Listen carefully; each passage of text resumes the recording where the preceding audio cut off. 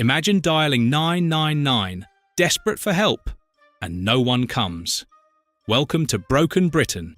Here are 5 places abandoned to the criminal underworld.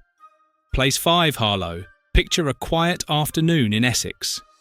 You are strolling down what is supposed to be a pedestrianised sanctuary, perhaps popping into a local shop to grab a pint of milk. But the peace is a complete illusion. Suddenly, the roar of modified, illegal electric bikes shatters the silence. A swarm of youths, faces completely hidden behind dark balaclavas and thick winter scarves, descends upon the town centre like a pack of starving wolves. This is Harlow today, a town where the pavement no longer belongs to the public, but to aggressive, untouchable gangs on 2 wheels. They weave through terrified crowds at blinding speeds, each snatching bags from the shoulders of vulnerable pensioners and brazenly looting storefronts with terrifying efficiency. The sheer arrogance of these masked thugs is enough to make your blood boil. They know the score, and they know the law is completely castrated. Where are the local police to stop this absolute madness? They are nowhere to be seen. The authorities simply do not have the manpower or the rapid response vehicles to mount a pursuit. Even worse, the officers are bound by crippling red tape. Because these feral youths deliberately ride without helmets, the police are forbidden from using tactical contact to knock them off their bikes. The criminals know exactly how to play the system. They weaponize their own reckless behaviour to ensure absolute, infuriating immunity. The terror this inflicts on the local community is heartbreaking. Elderly residents, people who have paid their taxes and contributed to this country for decades, are now prisoners in their own homes. They are too frightened to step outside, terrified of being violently mugged by a phantom on an e-scooter who will vanish into the nearest estate before the police even pick up the phone. It is a bleak, dystopian reality where masked yobs rule the concrete, and the very concept of law and order has been left to rot in the gutter. Place 4, Penzance. When you think of the far southwest of Cornwall, you imagine idyllic summer holidays, eating pasties by the seaside, and soaking up the stunning coastal scenery. But when the sun dips below the horizon, this picturesque tourist haven sheds its charming skin and reveals a grim, yet terrifying underbelly. Welcome to Penzance After Dark, a town that has been ruthlessly thrown to the wolves by the very authorities sworn to protect it. In a devastating bid to cut costs, the bean counters in charge decided to shut the doors of the local police station to the public during the night hours. The message to the criminal underworld was loud and clear. The town is yours for the taking. And take it they did. Almost overnight, the historic centre was completely overrun. The shadows of Penzance became a playground for hardened drug users and a breeding ground for chronic, unrelenting antisocial behaviour. Windows were smashed, livelihoods were repeatedly vandalised, and the streets became utterly unsafe for an evening stroll. The sheer despair of waking up day after day to find your business ransacked, yet knowing no officer will ever arrive to investigate the crime scene, is soul-crushing. The state simply packed up its bags and clocked off, leaving the taxpayers to fend for themselves in a lawless void. But the people of Cornwall are not the sort to just roll over and surrender. Pushed past the absolute brink of human tolerance, ordinary residents and exhausted shop owners have been forced to take the law into their own hands. They have traded their evening slippers for heavy boots and thick, high-visibility vests. Forming highly organised vigilante groups, these everyday civilians now step out into the freezing, pitch-black night to patrol the lonely streets of their hometown. They stand guard over darkened shopfronts, confronting aggressive addicts and doing the incredibly dangerous, miserable job that the state has entirely abandoned.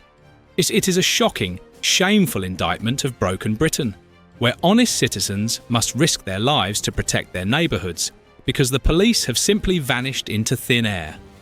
Place 3, Home Wood in Bradford. Deep in West Yorkshire lies one of the largest housing estates in Europe, but today it is known for something far more sinister. Welcome to Home Wood, a place that has effectively seceded from the United Kingdom.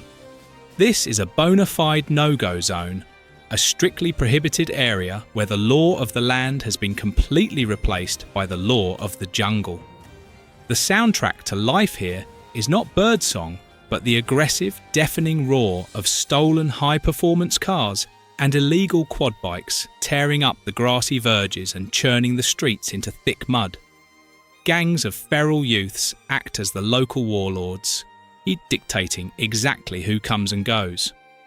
The level of blatant, unchecked impunity is so severe that basic public services, the very lifelines of a civilized society, flatly refuse to cross the boundary line after dark. Imagine finishing a grueling night shift and simply wanting to get home, only to be told by a terrified taxi driver that your address is blacklisted. Local bus routes are routinely suspended, pulled from the timetable, because the vehicles are relentlessly pelted with bricks and heavy stones by laughing mobs hiding in the shadows.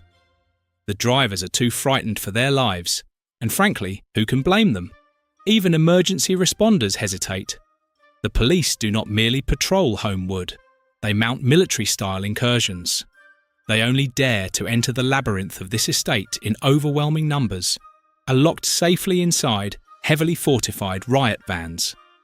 They leave the vast majority of decent, hard-working, honest residents completely at the mercy of organised crime. These innocent people are essentially held hostage behind their own front doors, forsaken by a state that is too cowardly to reclaim the streets. Place 2, Oxford Street. Now, we travel to the very heart of the capital, to what was once the glittering crown jewel of European retail. A name synonymous with luxury, global tourism, and British prestige. But walk down this iconic thoroughfare today, and you will witness the absolute, undeniable collapse of society in broad daylight.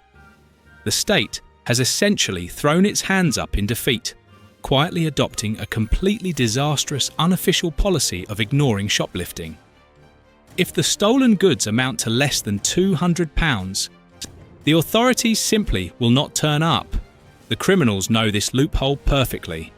As a result, you can stand on the pavement and watch brazen gangs casually stroll into high-end department stores, sweep expensive cosmetics and designer clothes into thick black bin bags, and simply walk out the front door without breaking a sweat or even quickening their pace.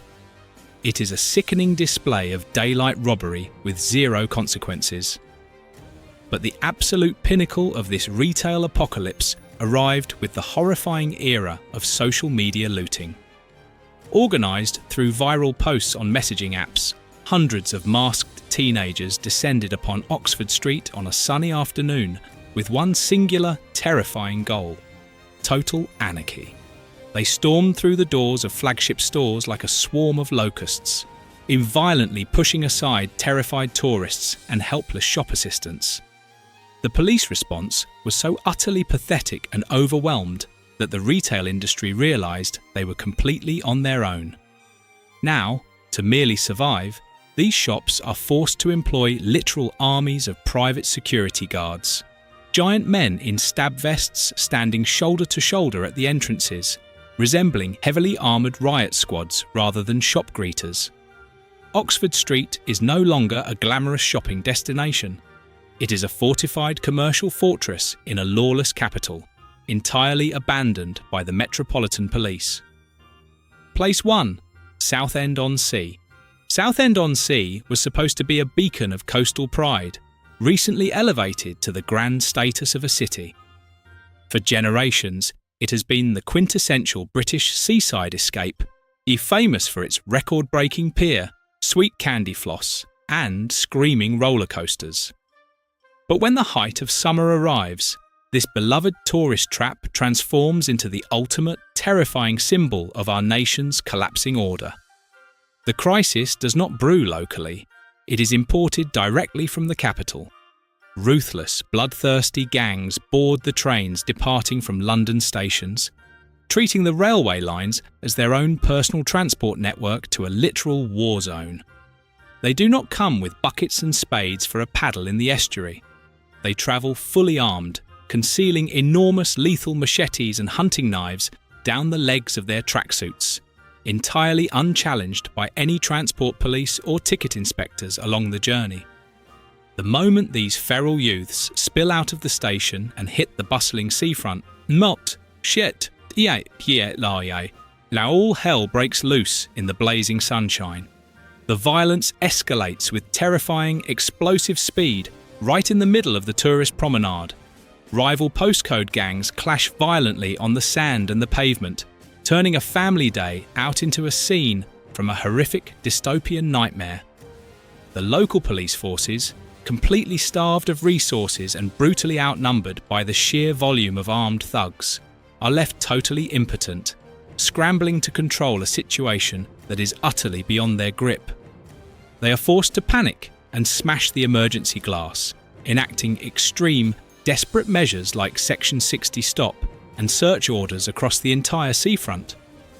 But by the time the paperwork is signed, the damage is already done, and the promenade is bathed in chaos. The most heartbreaking, a blood-chilling sight is the sheer panic of innocent people caught in the crossfire. Imagine saving up your hard-earned wages to take your little ones to the iconic amusement park, only to find yourself grabbing your crying children by the arms and sprinting for your absolute life. Mums and dads are forced to dive behind parked cars and ice cream vans, desperately trying to shield their toddlers from groups of masked teenagers wielding blades longer than a human forearm. It is an absolute disgraceful tragedy. The fact that British families can no longer safely visit our own beaches without the very real threat of being caught in a terrifying machete fight is the ultimate proof that the state has completely failed us. Law and order has been swept out with the tide, leaving honest citizens entirely abandoned on the bloody shores of a broken country. Have we lost our streets to thugs, or is there hope for a safe Britain? Share your thoughts below. If you're outraged, like and subscribe for more truths. Stay safe, mate.